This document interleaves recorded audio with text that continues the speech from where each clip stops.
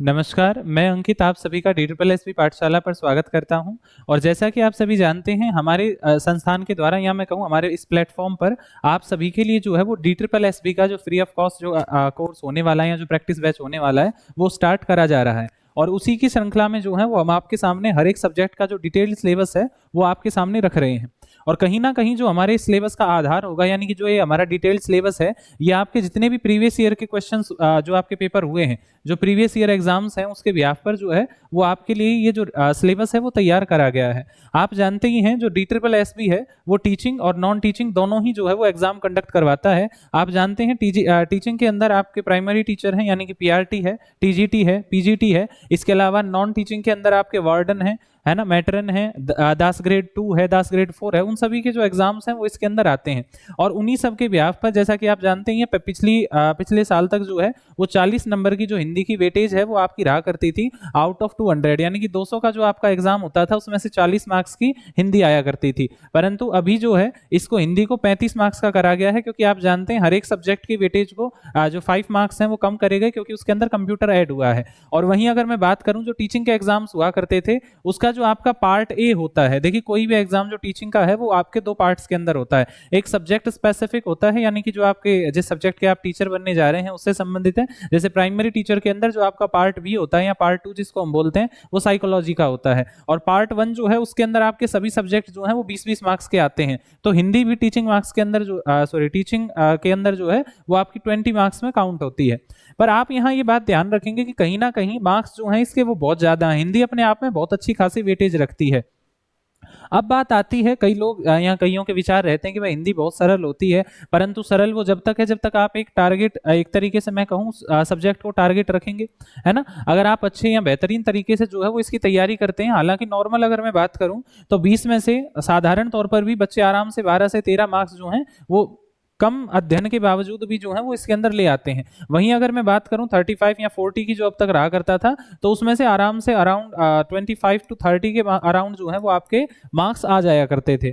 परंतु बात आती है कि जब हिंदी इतनी ही सरल है तो क्यों ना इसको एक तरीके से हम टॉपिक वाइज करके या परफेक्शन के साथ करें, तो जिसके बाद हमारे जो आउट ऑफ आउट जो मार्क्स हैं इसके अंदर हमारे आ सकें। यानी कि अगर 35 में से 35 अगर मार्क्स आते हैं तो वो भी आप अपने आप में बहुत बेहतरी की बात है, क्योंकि हर एक नंबर जो है वो आपके लिए बड़ा महत्व रखता है या महत्वपूर्ण है ना। तो उसी को देखते हुए हम आपके सामने जो है वो इसका सिलेबस रखते हैं, जिससे जो आपके सभी प्रश्न हैं वो पूछे गए हैं।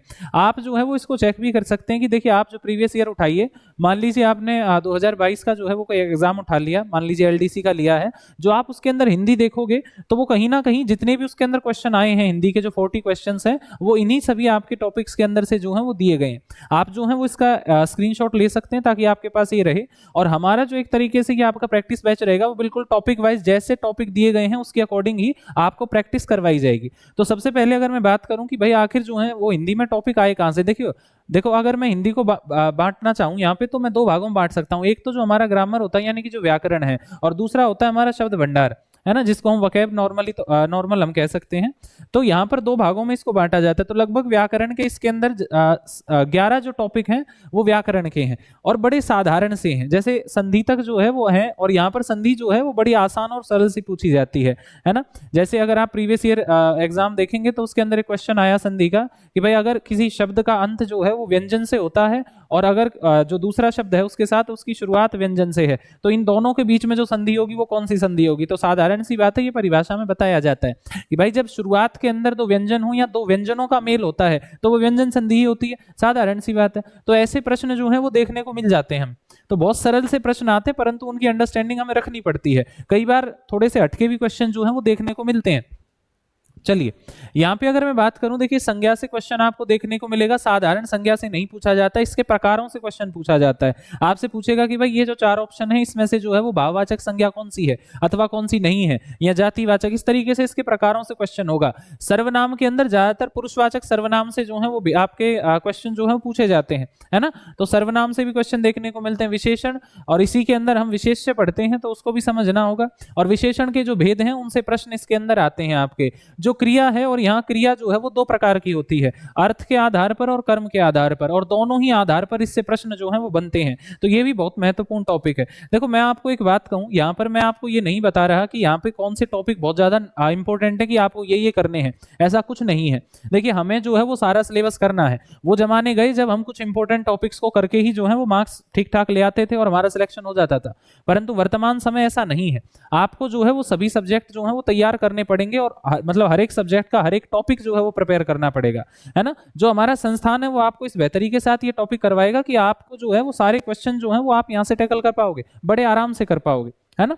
तो आगे मैं बात करूं, समास है, काल के आपके प्रकार हैं, और फिर उन प्रकारों के भी प्रकार हैं। काल वैसे तो 3 प्रकार हो जाता है आपका, भूत, भविष्य और वर्तमान हो गया, परंतु इनके भी फिर प्रकार होते हैं, तो वो भी पढ़ने आवश्यक है यहाँ पर। फिर आपकी वाक्य आ जाते हैं, है ना। वाक्य की जो रचना है, देशी है, देशेश, विदेशज या फिर सरल संयुक्त, ऐसे प्रश्न देखने को मिलते हैं। वाच्य के ऊपर जिसे हम वॉइस कहते हैं, उससे भी प्रश्न जो है वो आपके आते हैं। साथ में जो कारक है यानी कि प्रसर्ग चिन्ह है, उनसे भी प्रश्न बनते हैं। विराम चिन्हों से आपको प्रश्न हर बार देखने को मिलता है ना। जो आपके पंक्चुएशन मार्क्स होते हैं उससे आपको जरूर क्वेश्चन देखने को मिलेगा। आपसे साधारण सा पूछा जाता है कि भाई इस वाक्य के अंदर जो है वो कौन सा चिन्ह गलत लगा हुआ है। बड़ा सरल प्रश्न होता है अगर आपको चिन्हों का महत्व पता होता है तो। साथ में मैंने संधि की अभी आपके समक्ष व्याख्या करी कि ज्यादा जटिल संधि के जो प्रश्न है वो इस समय नहीं पूछे जाते, सरल से प्रश्न आते हैं। इसके अलावा आपको कई बार रिक्त स्थान दिए जाते हैं, है ना, और आपसे रिक्त स्थान देके आपसे उसमें जो उपयुक्त जो आपका शब्द होगा वो उसमें भरवाते हैं, तो वो भी सरल प्रश्न आता है। और साथ में आता है गद्यांश। अगर मैं पिछले आपके एग्जाम की बात करूं जो आपके 2022 में हुए हैं, तो उसके अंदर लगभग 5-5 नंबर में 2 आपके जो है वो पैसेज आए हैं, जो कि क्या होते हैं, अपठित गद्यांश होते हैं, यानी कि जिनको आपने कभी पहले नहीं पढ़ा है, तो वो गद्यांश जो है वो आपको दिए जाते हैं और उनसे संबंधित कुछ प्रश्न होते हैं। कुछ क्वेश्चंस के आंसर तो आपको गद्यांश में से मिल जाते हैं, परंतु कुछ जो होते हैं वो रिलेट करके आपको बताने पड़ते हैं, है ना। तो ऐसे गद्यांश जो है वो आपके एग्जाम में पूछे जाते हैं। तो देखिए ये सारा जो है ये आपका व्याकरण का पोर्शन है, यानी कि ग्रामर का है। सारे टॉपिक जो हैं वो बड़े आराम से जो है वो हो सकते हैं, बड़े सरल से तरीके से हो सकते हैं अगर आप इन ध्यान से समझेंगे तो। वहीं अगर मैं बात करूं वकैब का या शब्द भंडार का, तो देखिए आप जानते ही हैं अंग्रेजी में भी यानी कि इंग्लिश के अंदर भी और हिंदी में, दोनों में ही जो शब्द भंडार है वो काफी ज्यादा विशाल है, और इसको करना कहीं ना कहीं थोड़ा सा समस्याजनक रहता है। परंतु हिंदी की एक विशेषता यहाँ ये रहती है कि आप अगर किसी शब्द को सुनते हो तो वो कहीं ना कहीं आपके दिमाग में ज्यादा बेहतरी से रुक पाता है, क्योंकि ये आपकी मातृभाषा है ना, और मातृभाषा है, इसीलिए इसकी ये विशेषता है। आप जब कोई चीज एक बार सुन लेते हो, देख जैसे मुहावरे एवं लोकोक्तियां हैं, यहाँ से कई बार प्रश्न देखने को मिलता है ना। अब जैसे एक प्रश्न है आपका, थोड़ी सी चंदन वली लाख वली ना काट, ऐसा कुछ एक जो लोकोक्ति है वो हमें देखने को मिलती है, और बहुत सारी जो है वो लोकोक्ति यहाँ पर हमें देखने को मिल जाती है ना। वाक्यांश के लिए एक शब्द जो है वो इसी का भाग है। तत्सम तद्भव जो स्वरूप है शब्दों का वो भी इसमें पूछा जाता है। पर्यायवाची शब्द हैं, देखिए इनको आप जो है वो ऑप्शन के हिसाब से भी टैकल कर पाएंगे अगर आपने उन शब्दों को ध्यान से सुना है। तो साधारण सी बात है, आपको अगर किसी भाषा को अगर आप सीखना शुरू कर रहे हैं तो सबसे पहले आप उसको सुनना शुरू करिए, आप उसको सुनिए ध्यान से। अगर आप उसको सुनते हैं तो उसके शब्द जो हैं वो कहीं ना कहीं आपकी स्मृति में रहेंगे, आपके मस्तिष्क में जो है वो रहेंगे, जिसके कारण आप जो है वो ऑप्शन आराम से जो है वो देख पाएंगे। इसके साथ में उपसर्ग और प्रत्यय जो है वो उनसे भी प्रश्न आपके बनते हैं। विलोम शब्द आपसे पूछे जाएंगे। वचन यानी कि एक वचन और बहुवचन जो है वो आपसे पूछा जाएगा। हिंदी में 2 ही वचन होते हैं, है ना। इसके अलावा लिंग जो है आपके पुल्लिंग और स्त्रीलिंग जो है वो आपका पूछा जाएगा। क्या कहते हैं हिंदी के अंदर जो है क्षमा प्रार्थी, लिंग जो है वो 2 होते हैं, स्त्रीलिंग और पुल्लिंग होते हैं। संस्कृत के अंदर 3 हो जाते हैं, लेकिन हमें हिंदी के हिसाब से पढ़ने तो हमें 2 ही लिंग जो है वो पढ़ने होते हैं। और ये क्वेश्चन भी बड़े आराम से होते हैं, अगर आप उन शब्दों को वाक्य में प्रयोग कर पाते हो तो आप बड़े आराम से बता दोगे कि ये शब्द स्त्रीलिंग होता है या पुल्लिंग होता है ना। तो ये कुछ जो है वो आपका सारा डिटेल सिलेबस है जिसमें से आपको जो है जितने भी क्वेश्चन है आपको इन्हीं के अंदर से जो है वो आपको मिलेंगे। अब बात आती है कि इन टॉपिक की, या मैं जो कहूँ ये आपके सारे टॉपिक जो दिए गए हैं हिंदी भाषा के, इनकी तैयारी कैसे होगी। तो देखिए उस प्रयास में, या मैं कहूँ या उसकी ओर एक तरीके से हमारे संस्थान ने प्रारंभ कर दिया है कि ये जो सभी टॉपिक हैं आपके प्रीवियस ईयर क्वेश्चंस के साथ, जैसा कि आप सभी की जो है एक तरीके से कमेंट्स भी आने लग रही हैं कि भाई हमें जो है किस तरीके से सिलेबस जो है वो कंप्लीट करना है, तो उसके आधार पर जो है वो हमारी प्रक्रिया जारी है। हम उसी और जो है वो अभी तैयारी करने लग रहे हैं। तो आज के लिए इतना ही, जो आपके समक्ष जो सारा सिलेबस है वो मैंने रखा है। तो आज के लिए धन्यवाद, मिलते हैं नेक्स्ट सेशन के अंदर।